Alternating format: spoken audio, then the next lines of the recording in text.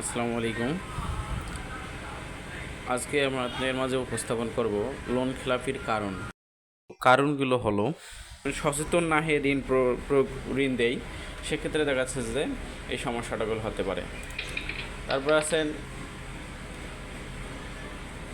অযাচাইভাবে ঋণ প্রদান। এটা গুরুত্বপূর্ণ একটা প্রতিষ্ঠানের জন্য একটা তথ্য। ঋণ অবশ্যই যাচাই করে দিতে হবে। যাচাই ছাড়া ঋণ কখনো দেওয়া যাবে না, এতে লোন খেলাপির কারণ হতে পারে। এরপর হচ্ছে সঠিক গ্রুপ গঠন না করা। সঠিক গ্রুপ গঠন না করে যদি আমরা ঋণ দেই, সেক্ষেত্রে অবশ্যই ঋণ খেলাপিতে, যেমন নতুন একটা আমরা কেন্দ্র গঠন করলাম, কিন্তু দলনেত্রীই আমাদের ভুল। অর্থাৎ দলনেত্রী দেখা যাচ্ছে ঘুষের মাধ্যমে লোন দেয়। এরকম কিন্তু কিছু কিছু তথ্য পাওয়া যায়। দলনেত্রীর কারণে অনেক সময় কিন্তু দেখা যাচ্ছে ঋণ খেলাপিতে যায়। এই দিকগুলো আপনাদের বেশি লক্ষ্য রাখতে হবে। তার পরবর্তীতে আসেন, এরপর হচ্ছে মনিটরিং ঘাটতি। এই মনিটরিং ঘাটতি বলতে কিস্তি মাঠকর্মীরা আদায় করলো কি না, কোন কিস্তি পাইলো বা না পাইলো, এই তথ্যগুলো যদি আমরা মনিটরিং যারা দায়িত্বে থাকি তারা যদি গ্রহণ না করি, সেক্ষেত্রে অবশ্যই ঋণটা খেলাপিতে যাবে। অবশ্যই যাবে বলতে বোঝা যাচ্ছে যে এরকমটা আমাদের নিজের কারণেই যাবে। পরবর্তীতে এরপর আসুন লক্ষ্যমাত্রায় চাপ। এই লক্ষ্যমাত্রায় চাপ একটা প্রতিষ্ঠানের জন্য খুব গুরুত্বপূর্ণ অংশ। কারণটা হচ্ছে, মাঠকর্মীকে আমরা যদি বলি যে তাকে 10 লাখ টাকা লোন দিতে হবে, লোন বিতরণ করতে হবে, কিন্তু তার 10 লাখ টাকা বিতরণ করা সম্ভব নয় তার কেন্দ্র অনুপাতে। তার বিতরণ করা 5 লাখ টাকা বিতরণ করতে পারবে, কিন্তু 10 লাখ টাকা বিতরণ করতে পারবে না। সেক্ষেত্রে মাঠকর্মী কী করে, অযথা যাকে তাকে লোন দেয়, লোন দিয়ে তার টার্গেটটা পূরণ করে।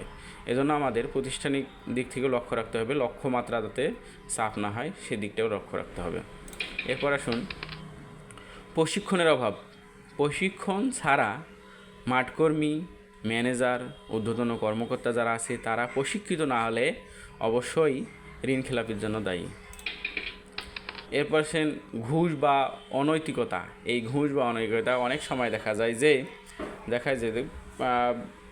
সব কর্মীদের ক্ষেত্রে না, কিছু কিছু দেখা যাচ্ছে যে 1000-এ হয়তো একটাও পাওয়া যাবে, এরকম কর্মী আছে বা এরকম কর্মী পাওয়া যায় যে ঘুষের মাধ্যমে লোন প্রয়োগ করে। আর্থিক যদি ঘুষ নাও গ্রহণ করে, তাহলে কী করে, সদস্যরা কী করে, হোটেলে নিয়ে যে কিছু খাওয়ায়, মিষ্টি খাওয়ায়, এটা খাওয়ায়, ওটা খাওয়ায়। তার সাথে দেখা যাচ্ছে যে সদস্যর প্রতি মাঠকর্মী তখন একটা দায়বদ্ধ হয়ে থাকে যে ঋণটা আমাকে দিতেই হবে। এজন্য আমাদের ঋণ খেলাপি হতে পারে। এরপরে আসতেছে আস্থাহীনতা বলতে কর্মীদের উপর বিশ্বাস না থাকলে গ্রাহকের অসহযোগিতা করেন। বলতে কর্মীরা যদি ঋণী সদস্যের বিশ্বস্ত না হতে পারে, সেক্ষেত্রে কিন্তু ঋণ খেলাপি হতে পারে। কারণ হচ্ছে, কর্মীদের যদি কিস্তি না দেয়, তাকে যদি বিশ্বাসে না করে, সেক্ষেত্রে তো ঋণ খেলাপি হবেই। এর পরবর্তীতে অতিরিক্ত চাপ প্রয়োগ। হ্যাঁ, অতিরিক্ত চাপ প্রয়োগের কারণে কিছু কিছু সদস্য আছে যে ঋণ খেলাপি হতে পারে।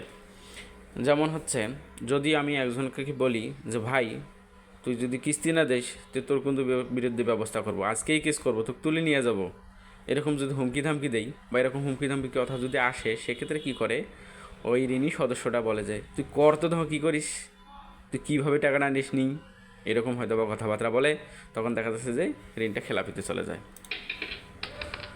তারপরে ডাটা গাফলেতি বলতে হচ্ছে, এই কর্মীরা যদি কোনো তথ্য লুকোচুরি করে, কর্মীরা বলেন, ম্যানেজারেরা বলেন, যারাই বলেন, যে তথ্যটা যদি লুকোচুরি করে, সেক্ষেত্রে অবশ্যই ঋণ খেলাপিতে যাবে। তারপরে অফিসের দূরত্ব যদি একটু বেশি দূরে হয়, মানে অফিস থেকে কেন্দ্রের দূরত্ব যদি একটু বেশি দূরে হয়, সেক্ষেত্রে দেখা যাচ্ছে ঋণ খেলাপি হওয়ার সম্ভাবনা রয়ে যায়। যেমনটা ধরেন আমার এই অফিস থেকে বা আপনাদের অফিস থেকে দূরত্ব যদি চলা যায় যে 50 কিলোমিটার পাড়ি দিয়ে একটি কিস্তি আনতে হবে, দেখা যাচ্ছে ওই কর্মীটা কিন্তু ওই কিস্তিটা আনতে যাবে না, আনতে যেয়ে বলবে যে স্যার ওটা পরবর্তীতে দেবে, স্যার আগামী দিনে দেবে, স্যার আজকে বাড়িতে নেই, স্যার ফোন দিছিলাম স্যার, এরকম কথাবার্তা বলবে। সেক্ষেত্রে দেখা যাচ্ছে যে লোনটা খেলাপির যাওয়ার সম্ভাবনা রয়েছে। এবার পূর্ণ ঋণ অনিয়ম। ঋণ পরিশোধ ছাড়াই আবার ঋণ দিলে খেলাপিদের প্রবণতা বাড়ে।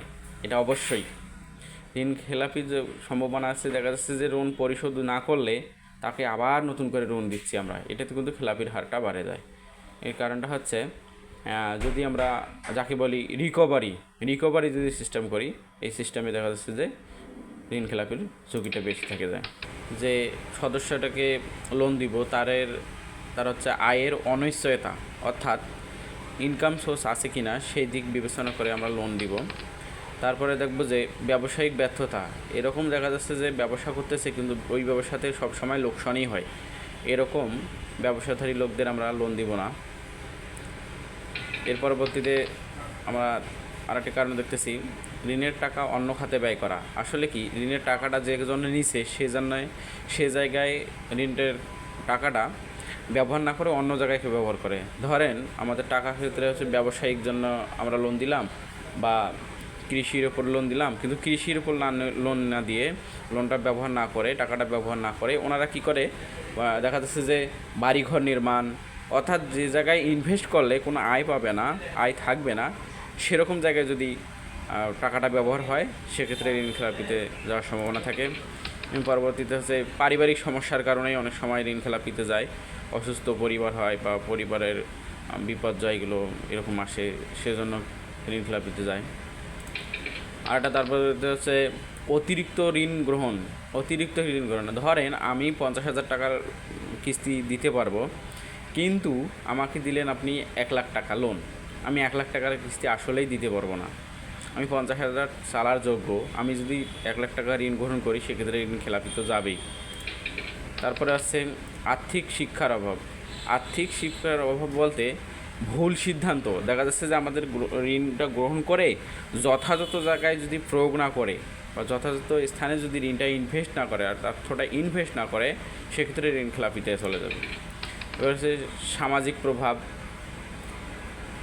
প্রভাব বলতে দেখা যাচ্ছে যে আমাদের যদি কোনো কেন্দ্রতে যদি খেলাপি সদস্য সংখ্যা বেশি থাকে, সে জায়গায় যদি অত ভালো সদস্য হোক, সে জায়গায় যদি আমরা নতুন করে লোন দেই, সেক্ষেত্রে তার খেলাপি হওয়ার সম্ভাবনাটাই বেশি। এবার হচ্ছে অসচেতনতার অভাব, এটা হচ্ছে। এরপর আছে প্ল্যান্টি খাস্তি বলতে হচ্ছে কিস্তি না দিলেও কার্যকর ব্যবস্থা না নিলে খেলাপি বাড়ে। কিস্তি দিল না কোনো সদস্য কিস্তি দিল না, কিন্তু আমরা দেখা যাচ্ছে প্রাতিষ্ঠানিকভাবে কোনো চাপ নিচ্ছি না বা প্রাতিষ্ঠানিকভাবে কোনো আমরা উদ্যোগ নিচ্ছি না, সেক্ষেত্রে দেখা যাচ্ছে ঋণ খেলাপির ঝুঁকি বাড়ে। এবার হচ্ছে সব কিছু মিলে আমরা বুঝলাম যে ঋণ খেলাপির পিছনে গ্রাহক ও কর্মী উভয়ের ভূমিকা রয়েছে। সচেতনতা, প্রশিক্ষণ, মনিটরিং বাড়িয়ে এ সমস্যা মোকাবেলা সম্ভব। আসলেই এইগুলো কর্মী, গ্রাহক এবং ঊর্ধ্বতন কর্মকর্তা, প্রশিক্ষণ, সচেতনতা সব কিছু বৃদ্ধির মাধ্যমে আমরা ঋণ খেলাপিগুলো কমাতে পারি। আশা করি বিষয়গুলো বুঝতে পারছেন। এই সবগুলো আমরা যদি এড়িয়ে চলি, সেক্ষেত্রে একটু ঋণ খেলাপির হারটা আমাদের কম হওয়ার সম্ভাবনা আছে। সকলকে ধন্যবাদ। আসসালামু আলাইকুম।